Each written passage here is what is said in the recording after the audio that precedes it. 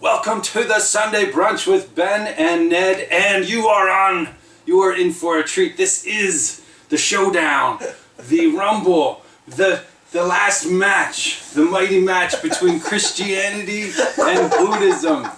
We have the epic match of the eons.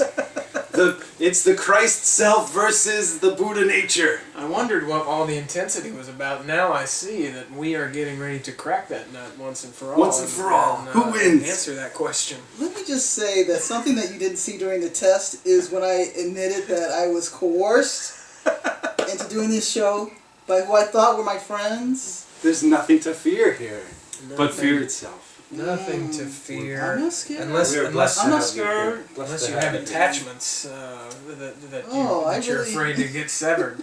Ben, whom do we have on the show today? Our guest today is the Reverend Crystal Muldrow. Now, there's more to your name than just Crystal Muldrow, but I'm not going to try to pronounce all that. Would you do the honors? I would be glad to do you the honors.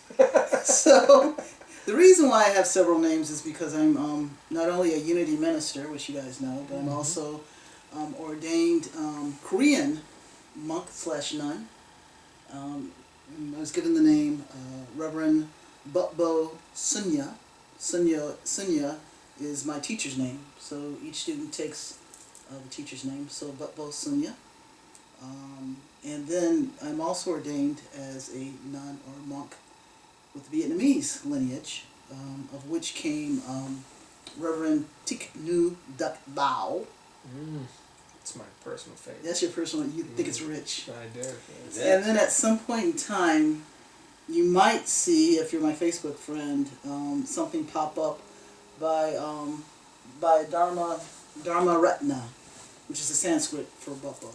Now, so while we're on that, you have, let's talk about a couple of your roles, a couple of your ministries and whatnot.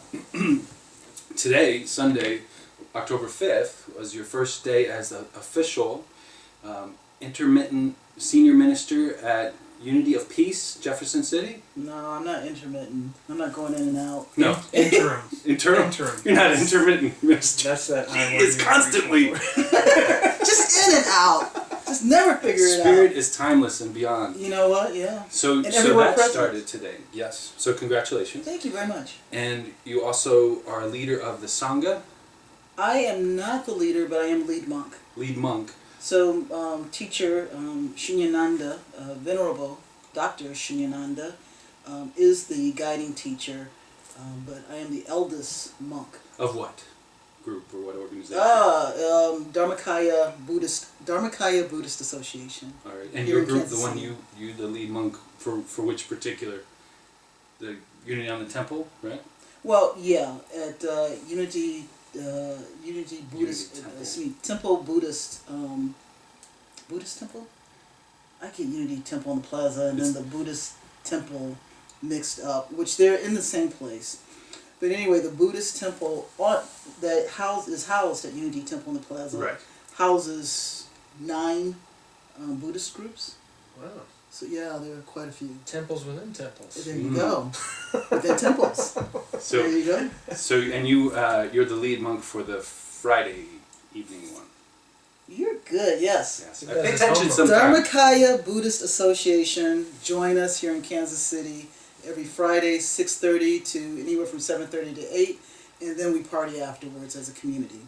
So you are both an ordained minister in Unity, which is a Christian organization, and the lead monk in a Buddhist group.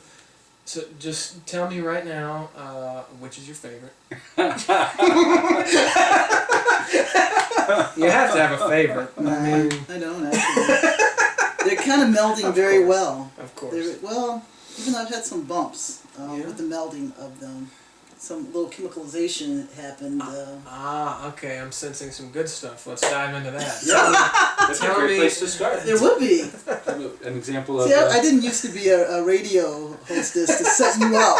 You know, just giving you all the good stuff right up. I appreciate that. No problem. Spoon feeding there. Nom nom nom. Nom nom. Namaste. No. I'm not trying to divert from it either by giving you all that. So as you're walking these paths and walking them together, you're having tension, friction, things that need to be resolved. Tell us about some examples of that. Well, first of all, chemicalization is when you're implanting new information, and it comes. Well, I don't want to be violent here, but basically, it comes against your old ideas, and when that happens, dukkha happens all over the place. Dukkha, obviously, in Buddhism, meaning suffering or just unsatisfactoriness. Mm-hmm. And so, with unity, Buddhism fits in very easily. Mm-hmm. Actually, Buddhism is one of the foundations of unity. So, most ministers will have some sort of Buddhist quote in their service. It fits very easily. Again, the co-founders, Myrtle and Charles Fillmore, used to sell various Buddhist books. So it's easy. On the other hand, unity concepts within Buddhism don't exactly fit. So the chemicalization is the getting rid of, like if you have a fever, if you have toxins, when they come out through one way or another, that can be disruptive. Sometimes To my it's life, yes. sometimes it's easy, sometimes it's disruptive. Yeah. So when you It's just a shift. It's An often uncomfortable shift. very much so. Mm-hmm. Because I'm taking in this new information, and my consciousness is trying to figure out how to utilize it. So I'm being reborn in many ways. I'm not every just day, locked in. Hey, every moment. Mm-hmm. We're twins because we were reborn at the same moment there, I think. So your new role as the minister in good. Yeah, just keep moving. City, you said it fits pretty well. So applying or using Buddhist principles in your Sunday sermons, in your meditations, that just seems to fit and be a natural. But you said the flip of that.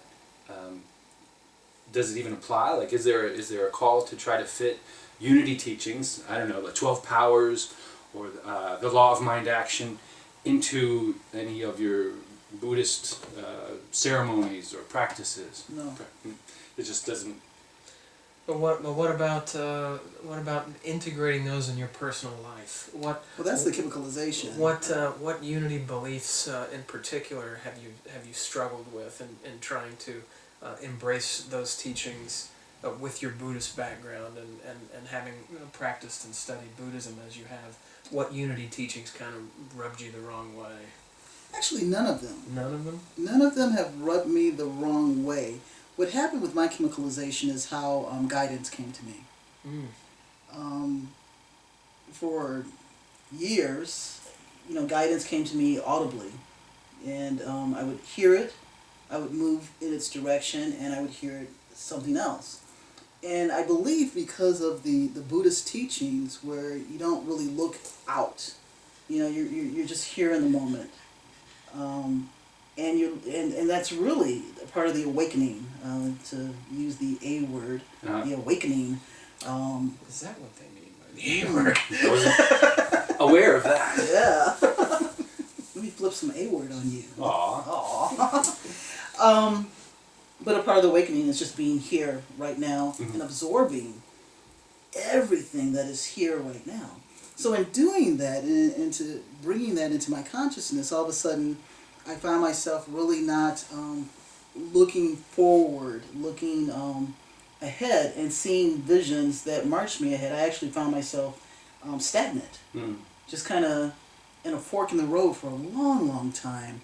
And really the message to really break down a long, long story was just be right here and present and enjoy right now.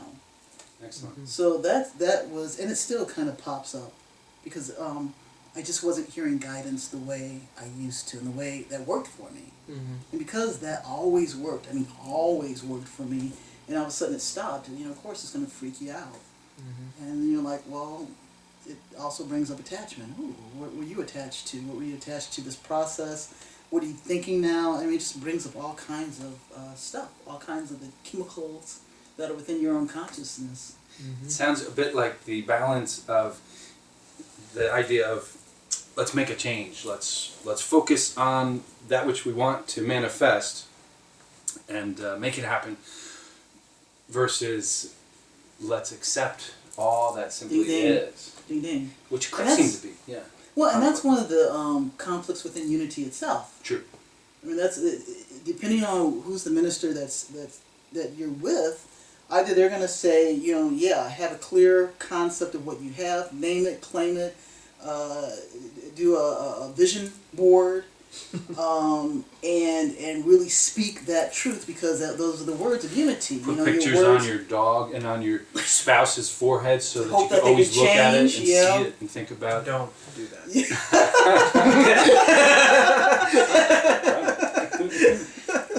I wouldn't take it that far. Disclaimer. And that's his. That's not unity. That's not to try to change your spouse. That's to have a picture of what you want to visualize, so that you're always looking at it and seeing it.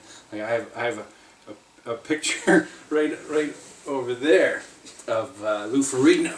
Whoa! Yeah, that's my goal, to flex at least once during every show. Hashtag watch Ned get ripped. That's right. So back to what you were saying about. We actually get into this concept quite a bit on this show. We talk about finding Yes. finding How equanimity naked in the be midst of inequity. Iniquities.